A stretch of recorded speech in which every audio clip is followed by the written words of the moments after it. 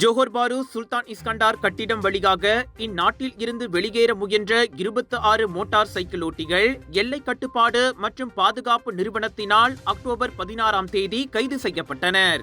1960ஆம் ஆண்டின் கடப்பிதழ் சட்டத்தின் 2வது விதி உட்பிரிவு 2இன் கீழ் பணியில் இருந்த குடிநுழைவு அதிகாரியிடம் கடப்பிதழ் காட்டாமல் மலேசியாவில் இருந்து வெளியேறிய போது உள்நாட்டை சேர்ந்த அவர்கள் அனைவரும் தடுக்கப்பட்டனர். இவர்களில் 13 பேர் மீது பொந்தியான் புக்கானினாஸ் நீதிமன்றத்தில் குற்றம் சாட்டப்பட்டு 1500 ரிங்கேட் அபராதம் விதிக்கப்பட்டது. மோட்டார் சைக்கிளில் பின்னால் அமர்ந்திருந்த இதர மூவர் எச்சரிக்கை கடிதம் வழங்கப்பட்டு அரசாங்க தரப்பு துணை வழக்கறிஞரின் அனுமதியோடு விடுவிக்கப்பட்டனர்.